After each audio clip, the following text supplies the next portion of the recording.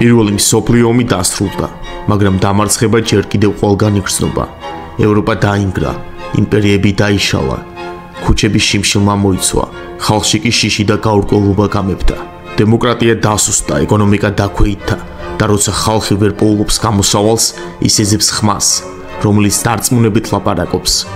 ფაშიზმი სწორედ აქ იბადება, ხალხის ფოთვაში, ხელვარებაში და ნატრაში ძლიერი ხელისთვის. იგი არ მოდის ზემოდან, ის ამოსულია ქუჩებიდან, გაბრაზებული, დამცირებული საზოგადოებიდან. ის პირდება წესრიგს, ღირსებას, აღმშენებლობას და იგი ნელ-ნელა აღწევს გონებაში, ინაცვლოს სიტყვებიდან მოქმედებაში, ხდება ლეგიტიმური და იწყება ახალი ეპოქა. იტალიის მიწაზე აღმოცენდება იდეოლოგია, რომელიც სიჩუმეს ყვირლი ცვლის. ეს არის ისტორიის სამუდამოდ შეცვლა, ეს არის ფაშიზმის დაბადება.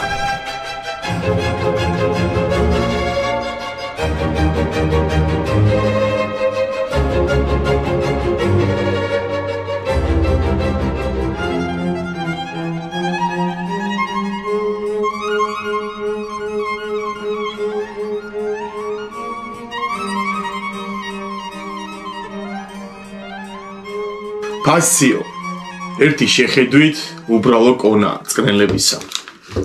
შეკრული ტყავით ან თოკით, მაგრამ ამ სიმარტივეში იმალება სიმბოლო, რომელიც ათასწლეულებს გადმოსდა და ძალაუფლების არქეტიპად იქცა. მისი ისტორია იწყება ძველ რომში, იქ სადაც იმპერია დაიბადა ხმლითა და წყნელით. ფასიოს ატარებდნენ ლიქტორები, მაგისტრატების პირადი მცველები. ისინი წინ უძღოდნენ კონსულებს, პრეტორებს, დიქტატორებს და ხელში ეჭირათ ეს კონა. ფასიო შედგებოდა დაახლოებით 12 წყნელისგან. შეკრული, რომლის შუაში მტკიცედ იყო ჩარჭობილი ნაჯახი. ნაჯახი ნიშნავდა სიცოცხლისა და სიკვდილის უფლებას, ხოლო შეკრული წყნელები ერთ ძალას. თითო წყნელი მარტივად იშლება და იმტრევა, მაგრამ როდესაც ისინი ერთად შეკრულნი არიან, ძლიერი ხდებიან. ეს არის ერთობა, როგორც ძალის წყარო. ფასიო სწორედ ამ იდეის მატარებელია. მარტოსული სუსტი ხარ, ერთიანობაში კი ძლიერი. მაგრამ ეს სიმბოლო, რომელიც თავდაპირველად სახელმწიფოს კანონიერებას, წესრიგს და ავტორიტეტს გამოხატავდა, დროთა განმავლობაში სხვა ახალ ძალას გამოადგა. მე-20 საუკუნის დასაწყისში ბენიტო მუსოლინიმ იპოვა ფასიო, როგორც ისტორიული ნარატივის იარაღი. მან თაროდან ჩამოიღო ფასიო არა როგორც ანტიკურობის სიმბოლო, არამედ როგორც იდეოლოგიური იარაღი. იგი არ მალავდა ამ შთაგონებას და თავად ფაშისტური მოძრაობის სახელი ფასციზმი სწორედ ამ სიმბოლოდან მოდის. მუსოლინისთვის ფასიო იყო პასუხი ანარქიაზე, ინდივიდუალიზმზე, ლიბერალიზმზე. იგი ყოველთვის ამბობდა: ერთს ვერ დაერგნობი, მაგრამ ერთიანობას ვერ გატეხ და ხალხს, რომელსაც დაკარგული ჰქონდა რწმენა დასუსტებული რესპუბლიკების მიმართ, ეს სიტყვები ღვთაებრივი ხმის მსგავსად მოისმა. ფასიო იქცა ყოველსათვის ხილულ სიმბოლოდ. ის იდგა სამთავრობო შენობებზე, სკულპტურებზე, გამოსახული იყო უნიფორმებზეც. ფასიოს ფორმას იღებდა თვით არქიტექტურაც.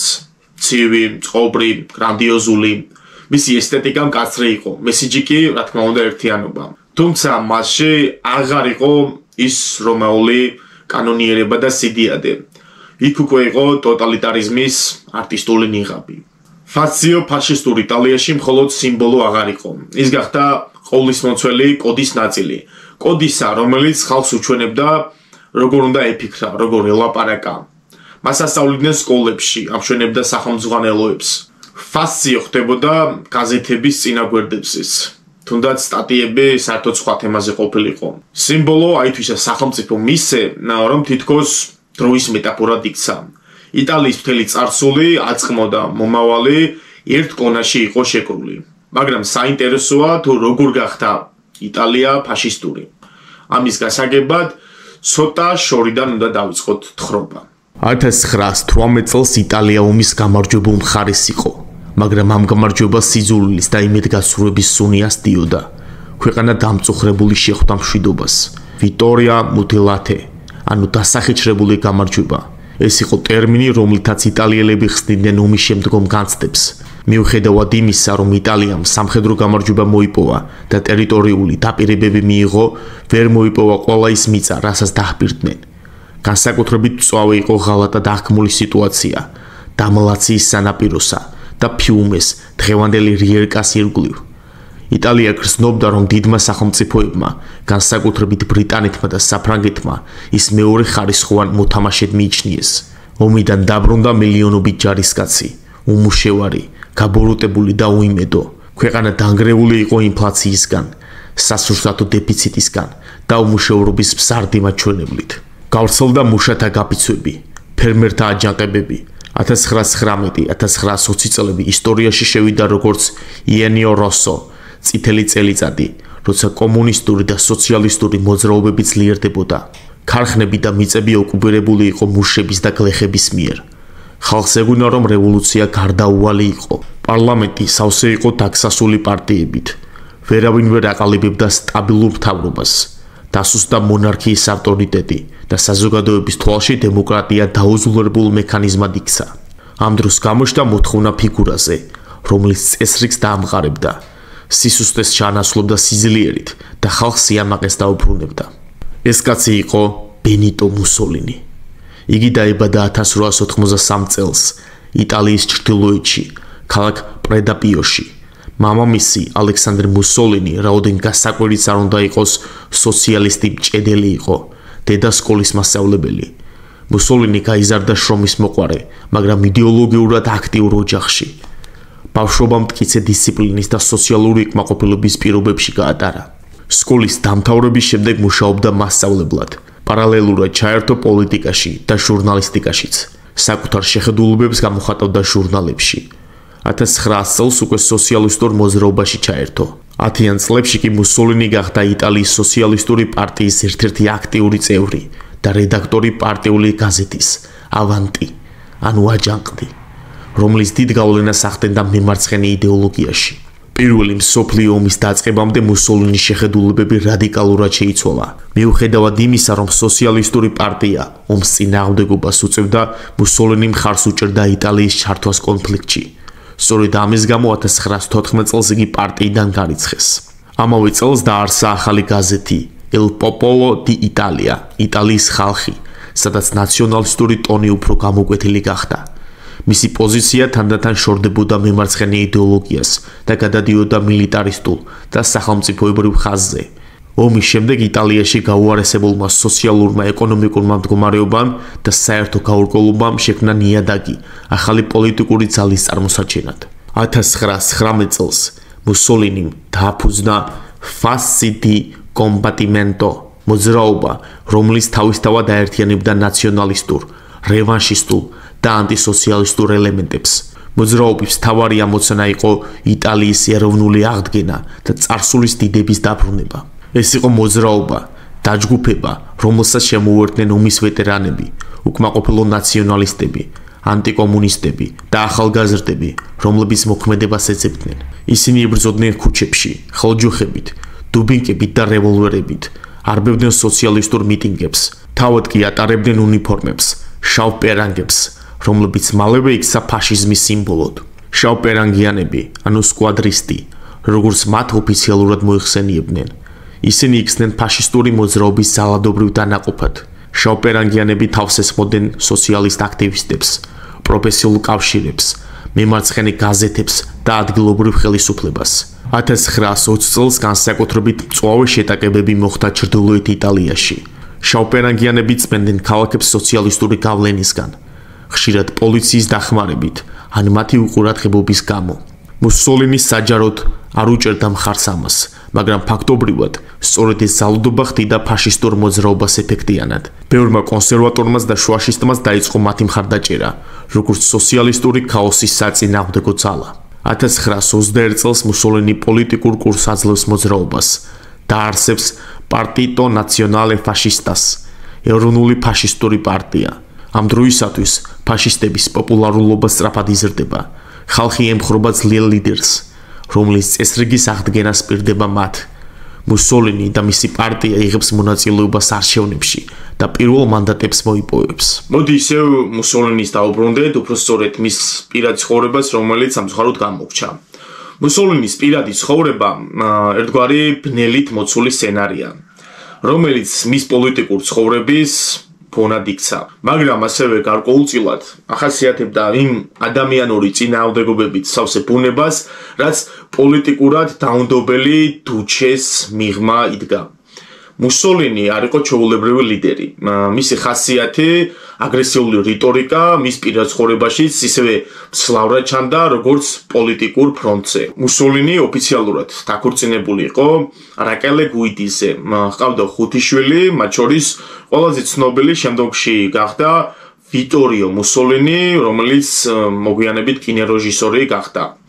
ხოლო მისი ალბათ ჭეშმარიტი სიყვარული იყო კლარა პეტაჩი, 28 წლით უმცროსი ქალი, რომელიც თავდავიწყებით უყვარდა.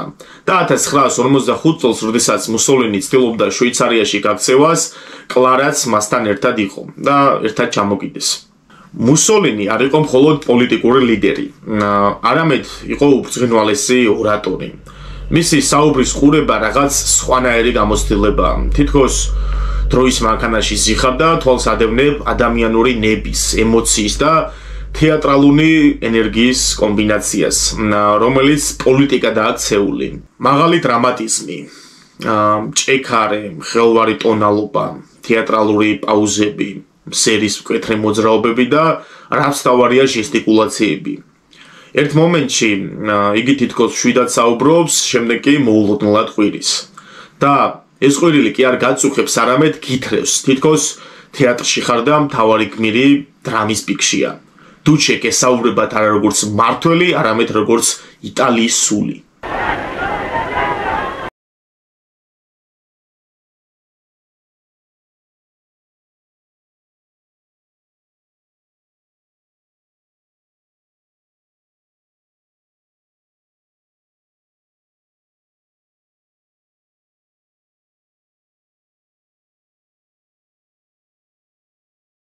Ufficiale pittoresca di quel pittoresco che io detesto.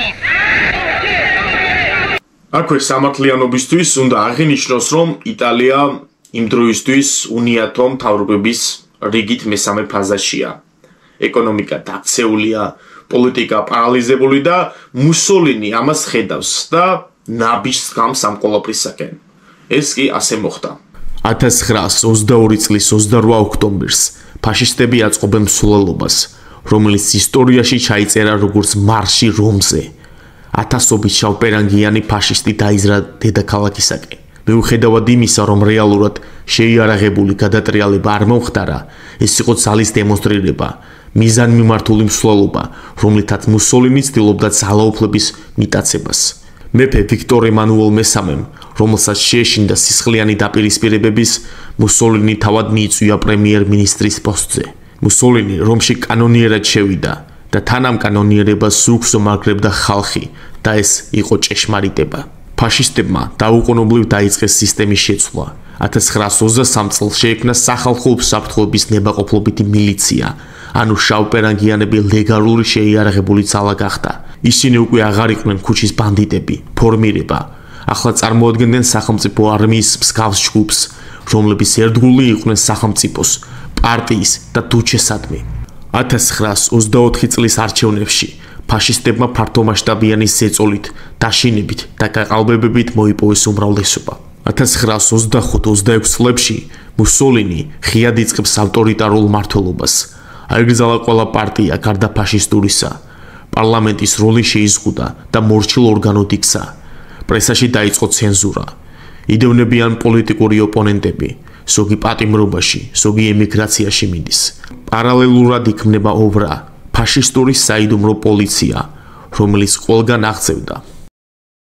როდესაც ვახსენით ფაშიზმს, ბუნებრივია თვალწინ წარმოგვიდგება მუსოლინი, მელოდი კაცი. თუმცა ფაშიზმის დაბადება მხოლოდ მუსოლინის პოლიტიკური თეატრი არ ყოფილა. მის უკან იდგნენ ინტელექტუალები, იდეოლოგები, სამხედრო ფიგურები, რომლებმაც ამოძრაობას მისცეს თეორიული ხერხემალი, მისტიკა და სამხედრო სტილიც, რა თქმა უნდა. იყო ბევრი გენიალური ადამიანი, მაგრამ მათ შორის რამდენიმემ შექმნა ფაშიზმი იმ სახით, როგორიც შემდეგში წარმოიშვა. ასეთი იყო ჯოვანი ჯენტილე, ფაშიზმის ფილოსოფიური არქიტექტორი. განათლებით ფილოსოფოსი, შემდგომში განათლების მინისტრი ფაშისტურ იტალიაში და ინტელექტუალური ფაშიზმის მთავარი წარმომადგენელი. მისი გავლენა შედგებოდა ჰეგელის, სპინოცას, ბერგსონის იდეებით და ჯენტილეს კონცეფცია, ეგრეთ წოდებული აქტუალ იდეალიზმ, ამტკიცებდა, რომ რეალობა იქმნება ადამიანის აქტიური ცნობიერებით. ანუ ჩვენ არ ვართ სამყაროს პასიური შემხედულნი, ჩვენ მას ვქნით. ამ იდეას კი მან პოლიტიკური მნიშვნელობა მიანიჭა. ინდივიდი არ არსებობს სახელმწიფოს გარეშე და სახელმწიფო ფაშისტურ მოდელში არის ეთიკური სუბიექტი. ის ქმნის მოქალაქეს, აყალიბებს მას და განსაზღვრავს მის ღირებულებებს. ჯენტილესათვის კი ფაშიზმი არ იყო მხოლოდ პოლიტიკური რეჟიმი. ის იყო ფილოსოფიური რევოლუცია. მასთან ერთად ფაშიზმმა დაიპყრო უნივერსიტეტები, კულტურა და განათლებაც კი. მისი რეფორმებით დაიწერა სასკოლო სახელმძღვანელოები, განისაზღვრა სწავლების სტილიც. და მოსწავლეების ბავშვობიდანვე ასწავლიდნენ ფაშისტურ ღირებულებებს, მსხვერპლს, მორჩილებას და ეროვნული ერთიანობის ღვთიურ ბუნებას. ასევე იყო იტალო ბალბო, ფაშიზმის სამხედრო სტილისა და ავიაციის ხატება. ახალგაზრდა ქარიზმატული ფიგურა, ომის ვეტერანი და მუსოლინის ერთ-ერთი ყველაზე პოპულარული თანამებრძოლი. ის იყო და მას ეძახდნენ საშიშად პოპულარულ ფაშისტს. განსაკუთრებით იმის ფონზე, როცა თავად დუჩეს ხელისუფლებაში ყოფნისას, თვითონ დუჩეს შიდა ოპონენტების შიში ჰქონდა. იტალო ბალბო იქცა ფაშისტური ავანტიურის, ახალგაზრდული ენერგიისა და ტექნოლოგიური პროგრესის სიმბოლოდ. აგრეთვე მნიშვნელოვანია ის, რომ ბალბო არ ეთანხმებოდა აშკარა გერმანოფილიას და გამოკვეთილ იუდოფობიურ მიმართულებას. სწორედ ამიტომაც მუსოლინიმ შემდეგ პერიოდში მიზანმიმართულად შეასუსტა ბალბოს ავტორიტეტი და ომის დროს 1940 წელს ის თითქოს და შემთხვევით დაბომბეს იტალიაში. სავარაუდოდ კი ეს მუსოლინის მიერ დაგეგმილი ლიკვიდაცია იყო. ჯენტილესა და ბალბოს გარდა იყვნენ ფიგურები, რომლებმაც ფაშიზმს ესთეტიური სახე მისცეს. ესეთები კი მრავლად იყვნენ, მაგალითად რობერტო ფარინაჩი, ულტრა რადიკალი ფაშისტი, ემილიო დე ბონო, გენერალი და მთავარი ფიგურა იტალიაში. ასევე იყო ალფრედო როკო, რომელმაც ფაშისტური იურიდიული სისტემა ჩამოაყალიბა. გალეტო ბომბი, მუსოლინის პირადი მრჩეველი და პროპაგანდისტი, რომელმაც შექმნა ფაშისტური მედია მექანიზმი, ასევე გაზეთები და კინო და რადიო, რომელიც განიცდიდა ფაშისტურ ცენზურას. ყოვლის მომცველის სურათისთვის აუცილებელია გავითვალისწინოთ ის ნაბიჯებიც, რომლებიც ზოგიერთ სფეროში რეალურ წარმატებად ჩაითვალა. მუსოლინიმ გარკვეული მიმართულებით ინოვაციური, ამბიციური და ზოგჯერ ეფექტიანი პოლიტიკაც გაატარა. მუსოლინის მმართველობისას იტალიამ განიცადა არნახული მასშტაბის ინფრასტრუქტურული განვითარება. აშენდა ათასობით კილომეტრი გზები, ხიდები და გვირაბები. იტალიის სამხრეთი და ჩრდილოეთი პირველად სერიოზულად დაუკავშირდა ერთმანეთს. აშენდა ახალი ქალაქები, როგორიცაა ლიტორია, ახლანდელი ლატინა. კაცრად შეამცირა ბიუროკრატიული სისტემა. მთავრობის უწყებები გაიწმინდა კორუფციისგან და შექმნა მეტად ცენტრალიზირებული სწრაფი გადაწყვეტილების მიღების სისტემა. ფაშისტური რეჟიმის ადრეულ პერიოდში იტალია ცდილობდა ეკონომიკის მოდერნიზაციას, გაძლიერდა სამრეწველო სექტორი, მძიმე ინდუსტრია, ატარებდა აქტიურ დემოგრაფიულ კამპანიებს, მოუწოდებდა ქალებს მეტი შვილების გაჩენისკენ, შექმნა სასურსათო სუბსიდიები, საჯარო დასაქმების პროგრამები. მუსოლინისთვის ფიზიკური ფორმა და სპორტი ეროვნული იდეოლოგიის ნაწილი იყო. აშენდა ათასობით სტადიონი და სპორტდარბაზი, გაძლიერდა ოლიმპიური მოძრაობა. იტალია მნიშვნელოვანი მოთამაშე გახდა საერთაშორისო სპორტში. მართალია ფაშიზმი საბოლოოდ დაინგრა ომით, რეპრესიებით და ისტორიული პასუხისმგებლობებით, მაგრამ მუსოლინის ეპოქა, განსაკუთრებით პირველი წლები, არაერთ სფეროში რეალურ მოდერნიზაციად და სტაბილიზაციის მცდელობად დარჩა. სიღრმისეულად რომ შევხედოთ ფაშისტური იმპერიის ამბიციებს, ეს იყო მარე ნოსტრუმ, ანუ ჩვენი ზღვა. მუსოლინისთვის ხმელთაშუა ზღვა არ იყო უბრალოდ გეოგრაფიული სივრცე, ეს იყო ისტორიული მოწოდება. ის ხედავდა იტალიას როგორც მშობლიური რომის შთამომავალს, რომელსაც სამართლიანად ეკუთვნოდა ამ ზღვაზე ბატონობა. ჩვენი ზღვა იყო ცენტრალური ლოზუნგი ფაშისტური საგარეო პოლიტიკისთვის. ეს იდეა ემყარებოდა რწმენას, რომ იტალიას უნდა დაებრუნებინა ცივილიზაციის ცენტრის სტატუსი. ხმელთაშუა ზღვაზე კონტროლი ნიშნავდა ეკონომიკურ და სამხედრო ძლიერებას. ბალკანეთი, ჩრდილოეთ აფრიკა და ახლო აღმოსავლეთი უნდა დაბრუნებულიყო იტალიური გავლენის ქვეშ. 1935 წელს იტალია თავს ესხმის ეთიოპიას. ეს იყო ერთადერთი აფრიკული სახელმწიფო, რომელიც დამოუკიდებლად არსებობდა. თან ამას ახლდა რევანშის სურვილი. 1896 წელს იტალია ეთიოპიასთან ომში დამარცხებული იყო. იტალიამ ამ ომში გამოიყენა ტოქსიკური გაზი, ავიაცია და მძიმე ტექნიკა. 1936 წლის მაისში დაიცა დედაქალაქი ადის-აბაბა. მუსოლინი ტრიუმფალურად აცხადებდა, რომ იტალია უბრუნდებოდა იმპერიულ საზღვრებს. ამავე დროს იტალია ფლობდა აფრიკულ ქვეყნებს, ერიტრეას, სომალის და ლიბანის ნაწილს. ეს იყო სივრცის გაფართოება, სპაციო ვიტალე. თავარი, რაც ფაშისტური იტალიის შესახებ თქვათ, არის მისი კავშირი ჰიტლერის ნაცისტურ გერმანიასთან. ორი განსხვავებული, მაგრამ იდეოლოგიურად მონათესავე სახელმწიფო. მათი კავშირი არ იყო უბრალოდ სამხედრო ალიანსი. ეს იყო ისტორიული თანაცხოვრება ორ ავტოკრატიულ იმპერიას შორის, რომლის ბოლოს ერთობლივად დაემხო. 1936 წელს იტალიასა და გერმანიას შორის ფორმალურად ყალიბდება ხერძი. შემდეგ იქმნება აქსის ფოლადის პაქტი. ხერძი, რომლის გარშემოს უნდა ბრუნავდეს მთელი ევროპა. ეს იყო პოლიტიკური დეკლარაცია, რომ დასავლეთის დემოკრატიული სახელმწიფოების ნაცვლად ევროპას უნდა ჰყავდეს ახალი ბატონები, რომი და ბერლინი. იტალიაში დუჩე, გერმანიაში კი ფიურერი. ასევე ესპანეთში შემდეგ პერიოდში წარმოიშვა ფრანკოს რეჟიმი, რომელსაც მეტად ხანგრძლივი და საინტერესო ისტორია აქვს. ფაშიზმი დაიბადა ქაოსიდან, შიმშილის, შიშის და გაურკვევლობის ეპოქაში, როგორც პასუხი, როგორც შეკრულ ხელში შეკრული ნება. ეს იყო მოძრაობა, რომელმაც იტალიელ ხალხს შეაგრძნობინა ძალა, მაგრამ ამავდროულად წართა თავისუფლება.